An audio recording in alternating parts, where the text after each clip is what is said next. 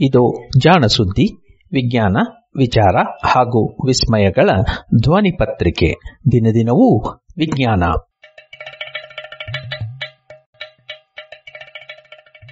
ಸಂಪುಟ 3 ಸಂಚಿಕೆ 325 ಆಗಸ್ಟ್ 12, 2020. ಜಾಣ ಜಾಣೆಯರು.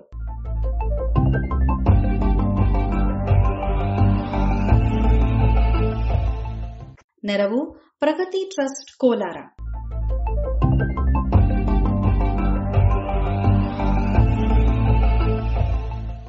ದ್ವೈತ ಪ್ರತಿಭೆ.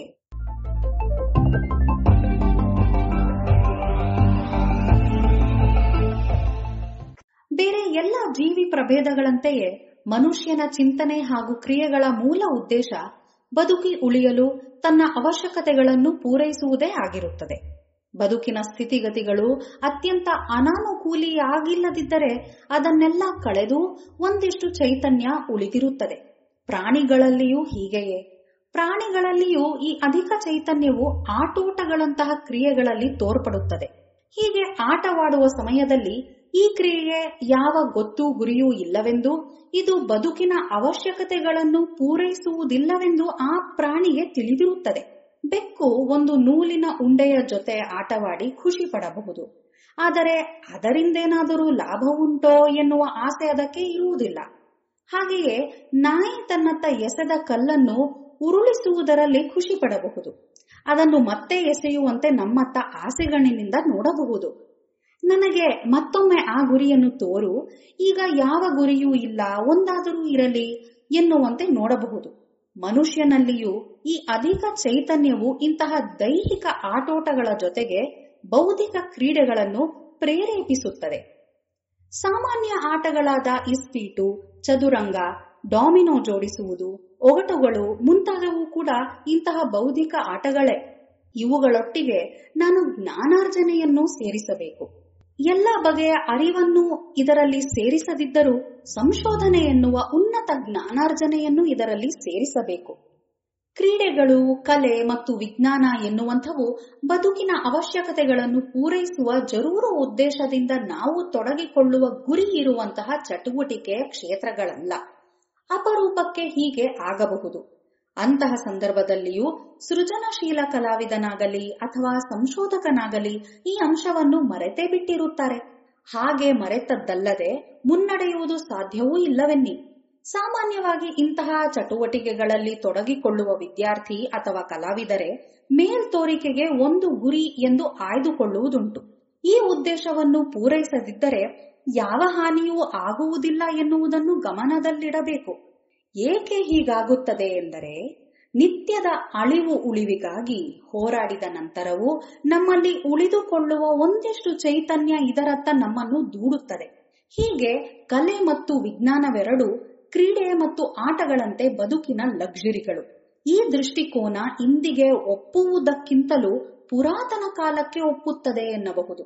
ಅಂದು ಸಮೃದ್ಧವಾದ ರಾಜ್ಯಗಳಲ್ಲಿ ರಾಜ ಮಹಾರಾಜರು ತಮ್ಮ ಪ್ರಭಾವಳಿಯೊಳಗೆ ಕಲಾವಿದರನ್ನೂ ವಿಜ್ಞಾನಿಗಳನ್ನೂ ಸೆಳೆದು ಅವರ ಕೃತಿಗಳಿಗೆ ಪರ್ಯಾಯವಾಗಿ ಬದುಕಲು ದಾರಿ ಮಾಡಿಕೊಡುತ್ತಿದ್ದರು. ಇದು ಅವರಿಗಾಗಲಿ ರಾಜ್ಯಕ್ಕಾಗಲಿ ರಂಜನೆಯನ್ನಲ್ಲದೆ ಬೇರಾವ ಲಾಭವನ್ನು ತರುತ್ತಿರಲಿಲ್ಲ. ಎಲ್ಲಾ ಕಾಲಗಳಲ್ಲಿಯೂ ಇಂತಹ ವಿದ್ಯಮಾನಗಳಿದ್ದವು. ಅವರ ಬಲಾಬಲಗಳನ್ನು ಅಳೆಯಲು ಇವು ಬಳಕೆಯಾಗುತ್ತಿದ್ದವು. ಹೀಗಾಗಿ ಈ ರೀತಿಯ ಅಪ್ಪಟ, ಉನ್ನತ ಖುಷಿ ತರುವ ವಿಚಾರಗಳಲ್ಲಿ ತೊಡಗಿಕೊಳ್ಳುವವರ ಬಗ್ಗೆ ಜನಸಾಮಾನ್ಯರು ಗೌರವದಿಂದ ಕಾಣುತ್ತಿದ್ದರು. ಈ ವಿಚಾರವನ್ನು ನಾವು ಒಪ್ಪುತ್ತೇವೆ ಎಂದಾದರೆ ಇಂದು ವಿಜ್ಞಾನದ ಗುರಿ ಎನ್ನುವುದು ಬೇರೆ ಯಾವುದೇ ಕಾಲದಲ್ಲಿ ಇದ್ದ ಹಾಗೆ ಕೇವಲ ಬದುಕಿಗೆ ಖುಷಿ ಕೊಡುವ ಲಕ್ಸುರಿ ಎನ್ನುವುದನ್ನು ನಾವು ಒಪ್ಪಲೇಬೇಕು.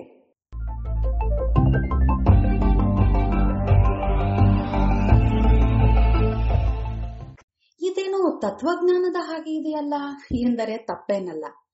ನಾನು ಎಷ್ಟು ಒಳ್ಳೆಯ ವಿಜ್ಞಾನಿಯೋ ಅಷ್ಟೇ ಕೆಟ್ಟ ತತ್ವಜ್ಞಾನಿ ಎಂದು ತನ್ನನ್ನು ತಾನೇ ಕರೆದುಕೊಂಡವರೇ ಈ ಮಾತನ್ನು ಹೇಳಿದ್ದಾರೆ ಎನ್ನುವುದು ವಿಶೇಷ. ಹೀಗೆ ವಿಜ್ಞಾನ ಹಾಗೂ ಕಲೆ, ವಿಜ್ಞಾನ ಹಾಗೂ ತತ್ವಜ್ಞಾನ, ಫಿಸಿಕ್ಸ್ ಮತ್ತು ಜೀವಿ ವಿಜ್ಞಾನ ಮುಂತಾಗಿ ಮೇಲ್ನೋಟಕ್ಕೆ ಒಂದಕ್ಕೊಂದು ಸಂಬಂಧವಿಲ್ಲದ ವಿಷಯಗಳ ನಡುವೆ ಸಂಬಂಧಗಳನ್ನು ಹುಡುಕಿದ ಹಾಗೂ ಆ ನಿಟ್ಟಿನಲ್ಲಿ ಸಫಲನಾದ ಒಬ್ಬ ಮೇರು ವಿಜ್ಞಾನಿ ಹುಟ್ಟಿದ ದಿನ ಇಂದು. ಈತ ಬೇರಾರೂ ಅಲ್ಲ, ಜೀವ ಎಂದರೇನು ಎಂದು ಪ್ರಶ್ನೆ ಕೇಳಿದ ಭೌತವಿಜ್ಞಾನಿ ಎರ್ವಿನ್ ಶ್ರೋಡಿಂಜರ್. ಶ್ರೋಡಿಂಜರ್ 1887 ಇಸವಿ ಆಗಸ್ಟ್ 12ರಂದು ಜನಿಸಿದರು. ಭೌತವಿಜ್ಞಾನದಲ್ಲಿ ಹಲವಾರು ಸೂತ್ರಗಳಿಗೆ ಈತನ ಹೆಸರಿವೆ. ಜೊತೆಗೆ ವೇವ್ ಮೆಕ್ಯಾನಿಕ್ಸ್ ಎನ್ನುವ ಹೊಸ ಶಾಸ್ತ್ರ ಶಾಖೆಯ ಹುಟ್ಟಿಗೂ ಇವರ ಚಿಂತನೆಗಳು ಕಾರಣವಾದವು. 20ನೇ ಶತಮಾನದ ಆದಿಯಲ್ಲಿ ನಡೆದ ಪರಮಾಣುಗಳ ಕುರಿತ ಸಂಶೋಧನೆಗಳ ಜೊತೆಗೆ ಅದರ ನಂತರ ಜೀವಿ ವಿಜ್ಞಾನದಲ್ಲಿ ನಡೆದ ಕ್ರಾಂತಿಕಾರಿ ಸಂಶೋಧನೆಗಳಿಗೆ ಪ್ರೇರಣೆಯಾದವರು. ವಿಜ್ಞಾನಿ, ತತ್ವಜ್ಞಾನಿ, ಶಿಕ್ಷಕ, ಜನಪ್ರಿಯ ವಿಜ್ಞಾನ ಲೇಖಕರೆಲ್ಲರೂ ಮೇಳೈಸಿದ ದೈತ್ಯ ಪ್ರತಿಭೆ ದ್ವೈತ ಪ್ರತಿಭೆ ಹುಟ್ಟಿದ ದಿನ ಇಂದು. ಎರ್ವಿನ್ ಶ್ರೋಡಿಂಜರ್ ಹುಟ್ಟಿದ್ದು ಆಸ್ಟ್ರಿಯಾದ ವಿಯೆನ್ನಾದಲ್ಲಿ.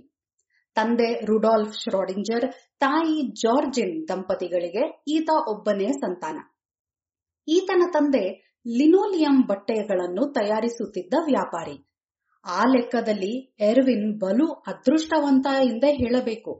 ಸಾಕಷ್ಟು ಸ್ಥಿತಿವಂತ ಕುಟುಂಬದಲ್ಲಿ ಹುಟ್ಟಿದ್ದಲ್ಲದೆ ವಿಜ್ಞಾನ ಮತ್ತು ತಂತ್ರಜ್ಞಾನದಲ್ಲಿ ಅಪಾರ ಆಸಕ್ತಿ ಇದ್ದ ತಂದೆ ಮತ್ತು ತಾತನ ಪ್ರೇರಣೆಯೂ ಜೊತೆಗಿತ್ತು. ಈತನ ತಂದೆ ಕೆಮಿಸ್ಟ್ರಿಯ ವಿದ್ಯಾರ್ಥಿಯಾಗಿದ್ದರೂ ಸಸ್ಯ ವಿಜ್ಞಾನದಲ್ಲಿ ಅಪಾರ ಆಸಕ್ತಿ ಇಟ್ಟುಕೊಂಡವರು. ಈ ಎಲ್ಲಾ ಆಸಕ್ತಿಗಳು ಎರ್ವಿನ್ನನಿಗೂ ಮೈಗೂಡಿತ್ತು ಎನ್ನಬಹುದು. ಸಂಗೀತವೊಂದರ ಹೊರತಾಗಿ ಕಲೆ, ತತ್ವಶಾಸ್ತ್ರ, ನಾಟಕ, ವಿಜ್ಞಾನ, ವಿಕಾಸವಾದಗಳಲ್ಲಿ ಬಲು ಆಸಕ್ತಿ ಬೆಳೆಸಿಕೊಂಡರು. ವಿದ್ಯಾರ್ಥಿಯಾಗಿದ್ದಾಗ ವಾರದಲ್ಲಿ ಒಂದಾದರೂ ನಾಟಕವನ್ನು ನೋಡದೇ ಇರುತ್ತಿರಲಿಲ್ಲವಂತೆ. ಹಾಗೆ ನೋಡಿದ ಎಲ್ಲ ನಾಟಕಗಳು, ಚಿತ್ರಗಳು ಇತ್ಯಾದಿಗಳ ಬಗ್ಗೆ ವಿವರವಾದ ಟಿಪ್ಪಣಿಯನ್ನು ಬರೆಯುತ್ತಿದ್ದರು. 1910 ಇಸವಿಯಲ್ಲಿ ಇವರಿಗೆ 21ನೆಯ ವಯಸ್ಸಾಗಿದ್ದಾಗ ವಿಯೆನ್ನಾ ವಿಶ್ವವಿದ್ಯಾಲಯದಿಂದ ಡಾಕ್ಟರೇಟ್ ಪದವಿಯನ್ನು ಪಡೆದರು. ಅನಂತರ ಅಲ್ಲಿಯೇ ಸಹಾಯಕ ಪ್ರಾಧ್ಯಾಪಕನ ಹುದ್ದೆಗೆ ಸೇರಿದರು. ತಮಗೆ ಬರುತ್ತಿದ್ದ ಕಡಿಮೆ ಸಂಬಳಕ್ಕೆ ಜೊತೆಗೂಡಿಸಿಕೊಳ್ಳಲು ವಿಶೇಷ ವಿಷಯಗಳಲ್ಲಿ ಪಾಠ ಮಾಡಲು ಆರಂಭಿಸಿದ್ದರು. ಆದರೆ 1914ರಲ್ಲಿ ಆಸ್ಟ್ರಿಯಾದ ಸೇನಾಪತಿಯ ಕೊಲೆಯಾಯಿತು. ಮೊದಲ ಮಹಾಯುದ್ಧ ಆರಂಭವಾಯಿತು. ಶ್ರೋಡಿಂಜರ್ ಈ ಯುದ್ಧದಲ್ಲಿ 4 ವರ್ಷ ಭಾಗವಹಿಸಿದ್ದರು. ಇಟಲಿಯ ಬಳಿ ಯುದ್ಧ ಭೂಮಿಯಲ್ಲಿ ಇವರ ತುಕಡಿ ಹೋರಾಡಬೇಕಿತ್ತು. ಕೆಟ್ಟ ಫಿರಂಗಿಗಳನ್ನು ಕೆಟ್ಟದಾಗಿ ಹಾರಿಸುತ್ತಿದ್ದವು ಎಂದು ಬರೆದುಕೊಂಡಿದ್ದಾರೆ. ಅದನ್ನು ದುರಸ್ತಿ ಮಾಡಲು ಇವರು ಪರಿಹಾರಗಳನ್ನು ಸೂಚಿಸಿದ್ದಾಗಿಯೂ ತಿದ್ದಿಕೊಳ್ಳಲಿಲ್ಲವಂತೆ. ಆದರೂ ಯುದ್ಧ ಮುಗಿಯುವ ವೇಳೆಗೆ ಇವರ ಸೇವೆಯನ್ನು ಗಮನಿಸಿ ಪ್ರಶಂಸಾ ಪತ್ರವೊಂದನ್ನು ಸೇನೆ ಇವರಿಗೆ ನೀಡಿತು. ವಿಶೇಷ ಎಂದರೆ ಯುದ್ಧ ಭೂಮಿಯಲ್ಲಿ ಇದ್ದಾಗಲೂ ಇವರು ತಮ್ಮ ಸಂಶೋಧನೆಯನ್ನು ನಿಲ್ಲಿಸಿರಲಿಲ್ಲ ಎನ್ನುವುದು. ನಾನು ಪ್ರಯೋಗಗಳನ್ನು ಮಾಡುವ ಭೌತ ವಿಜ್ಞಾನಿಯಾಗದೆ ತಾರ್ಕಿಕ ವಿಜ್ಞಾನಿ ಆಗಿದ್ದರಿಂದ ಇದು ಸಾಧ್ಯವಾಯಿತು ಎಂದು ಹೇಳಿಕೊಂಡಿದ್ದಾರೆ. ಇವರು ಆಗ ಮಾಡಿದ ಒಂದು ಸಂಶೋಧನೆ, ಬಾಂಬ್ ಸಿಡಿದಲ್ಲಿಂದ ದೂರ ದೂರ ಹೋದಂತೆಲ್ಲ ಸಿಡಿತದ ಶಬ್ದ ಹೇಗಿರುತ್ತದೆ ಎನ್ನುವ ಬಗ್ಗೆ ಕೂತಲ್ಲಿಂದಲೇ ಸಂಶೋಧನೆ ನಡೆಸಿದ್ದರು. ಬಾಂಬ್ ಸಿಡಿದ ನಂತರ ಸ್ವಲ್ಪ ದೂರದವರೆಗೆ ಜೋರಾಗಿ ಕೇಳಿಸುವ ಸದ್ದು ಅನಂತರ ಕ್ಷೀಣವಾಗುತ್ತದೆ. ಸ್ವಲ್ಪ ದೂರದ ನಂತರ ಮತ್ತೆ ದೊಡ್ಡದಾಗುತ್ತದೆ. ಹೀಗೇಕೆ ಎನ್ನುವ ಪ್ರಶ್ನೆ ಇತ್ತು. ಇದು ಗಾಳಿಯಿಂದ ಪ್ರತಿಫಲನಗೊಂಡದ್ದರಿಂದ ಆಗಿದ್ದು ಎನ್ನುವ ತರ್ಕವೂ ಇತ್ತು. ಇದರ ಸತ್ಯಾಸತ್ಯತೆಯನ್ನು ಪರೀಕ್ಷಿಸುವ ಸೂತ್ರವೊಂದನ್ನು ಬಾಂಬ್ಗಳನ್ನು ಸಿಡಿಸುತ್ತಲೇ ಇವರು ತರ್ಕಿಸಿದ್ದರು. ಗಾಳಿಯಲ್ಲಿರುವ ತೇವಾಂಶ, ಉಷ್ಣತೆ ಹಾಗೂ ಬಾಂಬಿನ ಸಿಡಿತದ ಸದ್ದಿನ ತೀವ್ರತೆ ತಿಳಿದಿದ್ದರೆ ಎಷ್ಟು ದೂರದ ನಂತರ ಅದು ಮತ್ತೆ ಜೋರಾಗಿ ಕೇಳಿಸುತ್ತದೆ ಎಂದು ಲೆಕ್ಕ ಹಾಕಬಹುದಿತ್ತು.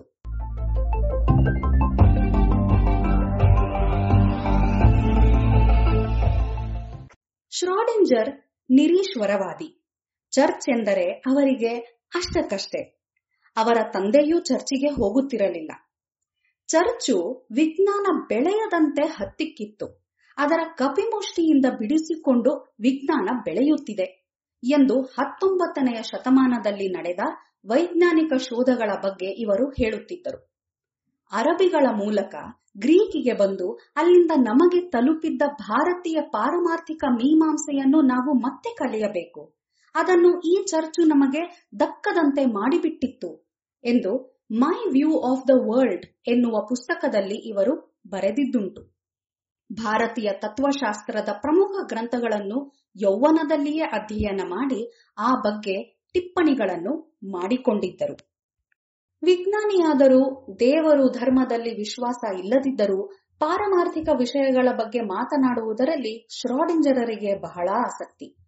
ಈ ಅಧ್ಯಯನಗಳೇ ಇವರಿಗೆ ಕಾರ್ಯಕಾರಣವೇ ವಿಜ್ಞಾನದ ತಳಹದಿ ಎಂದು ನಂಬಿದ್ದವರ ನಂಬಿಕೆಗಳನ್ನು ಬುಡಮೇಲು ಮಾಡುವ ಅಧ್ಯಯನಗಳಿಗೆ ಹಾದಿ ಮಾಡಿಕೊಟ್ಟಿತು ಎನ್ನಬಹುದು. ನಮ್ಮ ಅಳತೆಗೆ ನಿಲುಕುವ ಎಲ್ಲವೂ ಹಾಗೆ ಇರುವುದರಿಂದಲೇ ಆ ರೀತಿ ತೋರುತ್ತವೆ ಎಂದು ನಂಬಿದ್ದ ಕಾಲ ಅದು. ಆದರೆ ಅದು ಹಾಗಲ್ಲ. ನಮಗೆ ಒಂದು ಬಗೆಯಲ್ಲಿ ತೋರುವಂಥದ್ದು ಮತ್ತೊಂದು ಬಗೆಯಲ್ಲಿಯೂ ಇರಬಹುದು. ಈ ಅಥವಾ ಆ ಸ್ವರೂಪದಲ್ಲಿಯಷ್ಟೇ ಇರಬೇಕು ಎನ್ನುವುದಲ್ಲ, ಈ ಹಾಗೂ ಆ ಸ್ವರೂಪದಲ್ಲಿಯೂ ಇರಬಹುದು ಎನ್ನುವ ತಾರ್ಕಿಕ ವಾದವನ್ನು ಇವರು ಗಣಿತೀಯವಾಗಿ ಸಾಧಿಸಿದ್ದರು. ಇಂತಹ ಒಂದು ಸಾಧನೆಗಾಗಿ 1939ರಲ್ಲಿ ನೊಬೆಲ್ ಪಾರಿತೋಷಕವೂ ದೊರಕಿತು. ನೊಬೆಲ್ ಪ್ರಶಸ್ತಿಗೆ ಕಾರಣವಾದ ಇವರ ಶೋಧವನ್ನು ವೇವ್ ಮೆಕ್ಯಾನಿಕ್ಸ್ ಎಂದು ಹೇಳಲಾಗುತ್ತದೆ. ಬೆಳಕಿನ ಸ್ವರೂಪದ ಬಗ್ಗೆ ಆವರೆಗೆ ಇದ್ದ ಗೊಂದಲಗಳನ್ನು, ತನ್ಮೂಲಕ ಪರಮಾಣುಗಳಲ್ಲಿ ಇದ್ದ ಎಲೆಕ್ಟ್ರಾನ್ಗಳ ಸ್ವರೂಪವನ್ನು ಸ್ಪಷ್ಟವಾಗಿ ತಿಳಿಸುವ ಲೆಕ್ಕಾಚಾರಗಳನ್ನು ಶ್ರೋಡಿಂಜರ್ ಒದಗಿಸಿದರು. ಅದುವರೆವಿಗೂ ಎಲೆಕ್ಟ್ರಾನ್ಗಳನ್ನು ನಿರ್ದಿಷ್ಟ ಶಕ್ತಿ ಇರುವ ಕಣಗಳೆಂದು ಭಾವಿಸಲಾಗಿತ್ತು. ಆದರೆ ಕೆಲವು ಪರಮಾಣುಗಳಲ್ಲಿ ಇದ್ದ ಎಲೆಕ್ಟ್ರಾನ್ಗಳ ನಡವಳಿಕೆ ಇದಕ್ಕೆ ತಕ್ಕುದಾಗಿರಲಿಲ್ಲ. ಎಲೆಕ್ಟ್ರಾನ್ಗಳು ಒಮ್ಮೊಮ್ಮೆ ಕಣದಂತೆಯೂ ಒಮ್ಮೊಮ್ಮೆ ಶಕ್ತಿಯ ಅಲೆಗಳಂತೆಯೂ ವರ್ತಿಸಬಹುದು ಎಂದು ವಾದಿಸಿದ ಇವರು ಅದಕ್ಕೆ ಗಣಿತ ಸೂತ್ರಗಳನ್ನು ಒದಗಿಸಿದರು. ಹೀಗಾಗಿ ಯಾವುದೇ ಪರಮಾಣುವಿನಲ್ಲಿಯೂ ಯಾವುದೇ ಎಲೆಕ್ಟ್ರಾನಿನ ಬಗ್ಗೆಯೂ ಸ್ಪಷ್ಟವಾಗಿ ತಿಳಿಯುವುದು ಸಾಧ್ಯವಾಯಿತು. ಇದೇ ರೀತಿಯ ತರ್ಕಗಳನ್ನು ಇವರು ಜೀವದ ಬಗ್ಗೆಯೂ ಮಾಡಿದ್ದರು. ವಾಟ್ ಈಸ್ ಲೈಫ್ ಎನ್ನುವ ಇವರ ಪುಟ್ಟ ಲೇಖನ ಪ್ರಪಂಚದಲ್ಲಿ ಅತಿ ಹೆಚ್ಚು ಮಾರಾಟವಾದ ಮುದ್ರಿತವಾದ ಪ್ರಬಂಧ. ಅದು ಜನಪ್ರಿಯ ಲೇಖನವಾಗಿರಲಿಲ್ಲ. ಹಾಗಿದ್ದು ಅಷ್ಟೊಂದು ಪ್ರಚಾರ ಪಡೆಯಲು ಕಾರಣ ಅದು ಮುಂದೆ ನಡೆದ ಜೀವವಿಜ್ಞಾನದ ಸಂಶೋಧನೆಗಳ ದಿಕ್ಕನ್ನೇ ಬದಲಿಸುವಂತದ್ದಾಗಿತ್ತು. ಹಾಗೂ ಜೀವ ಎನ್ನುವುದರ ವ್ಯಾಖ್ಯಾನವನ್ನು ವಿಜ್ಞಾನದ ಅಳವಿಗೆ ತಂದಿಟ್ಟದ್ದಂತಾಗಿತ್ತು. ಅದರಲ್ಲಿ ಅವರು ಭೌತಶಾಸ್ತ್ರದ ನಿಯಮಗಳನ್ನೆಲ್ಲ ಜೀವಕೋಶದ ವರ್ತನೆಗಳಿಗೆ ಅಳವಡಿಸಿ ಜೀವ ಎನ್ನುವುದು ಭೌತ ವಿಜ್ಞಾನಕ್ಕೆ ನಿಲುಕದ ವಿದ್ಯಮಾನವೆಂದು ತರ್ಕಿಸಿದ್ದರು. ಇಂದು ಈ ಬಗ್ಗೆ ಹಲವು ವಿವಾದಗಳಿವೆ.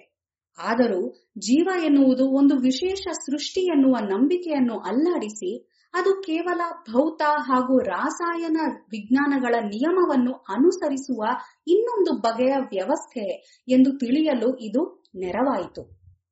ಕಣಜೀವ ವಿಜ್ಞಾನದ ಡಿಎನ್ಎಯ ರಚನೆಯನ್ನು ಅರಿಯಲು ಇದು ನಾಂದಿಯಾಯಿತು ಎನ್ನಬಹುದು. ಈಗ ಜೀವವಿಜ್ಞಾನದಲ್ಲಿ ಹೀಗೆ ಭೌತ ವಿಜ್ಞಾನದ ನಿಯಮಗಳನ್ನು ಕಂಡುಕೊಳ್ಳುವ ಕೆಲಸ ನಿತ್ಯ ವಿಧಿಯಾಗಿ ಬಿಟ್ಟಿದೆ.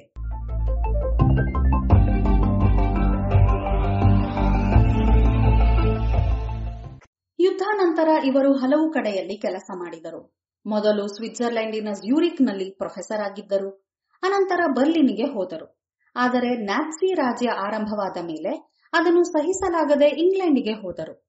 ಅಲ್ಲಿಯೂ ಇರಲಾಗದೆ ಕೆಲವು ಕಾಲ ಅಮೆರಿಕೆಗೆ ತೆರಳಿದ ಇವರು ಅಲ್ಲಿಯೂ ನೆಲೆಸದೆ ಮರಳಿ ಐರ್ಲೆಂಡಿನ ಡಬ್ಲಿನ್ನಿಗೆ ಬಂದರು. ಅಲ್ಲಿ ತಮ್ಮ ಅಂತಿಮ ದಿನಗಳವರೆಗೂ ತಾರ್ಕಿಕ ಫಿಸಿಕ್ಸ್ ಸಂಶೋಧನೆಯಲ್ಲಿ ತೊಡಗಿಕೊಂಡಿದ್ದರು. ಕೊನೆಗೆ ಇನ್ನೇನು ಸಾವು ಸಮೀಪಿಸಿತು ಎನ್ನುವಾಗ ತಮ್ಮ ಕೊನೆ ಆಸೆಯಂತೆ ಹುಟ್ಟೂರಾದ ವಿಯನ್ನಾಗೆ ಮರಳಿದರು. ಅಲ್ಲಿಯೇ ಮರಣಿಸಿದರು. ಹಾಗೆ ಶ್ರೋಡಿಂಜರರ ವಿಚಾರಗಳ ಬಗ್ಗೆ ಬರೆಯುತ್ತಾ ಹೋದರೆ ಸಂಪುಟಗಳೇ ಸಾಲದು.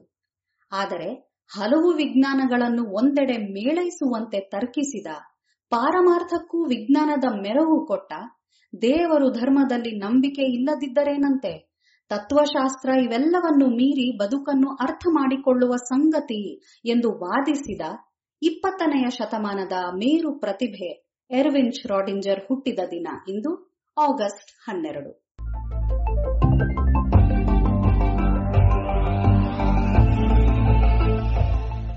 ಇದು ಇಂದಿನ ಜಾಣಜಾಣೆಯರು.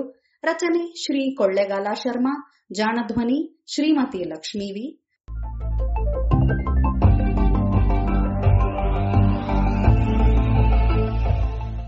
ನೆರವು ಪ್ರಗತಿ ಟ್ರಸ್ಟ್ ಕೋಲಾರ.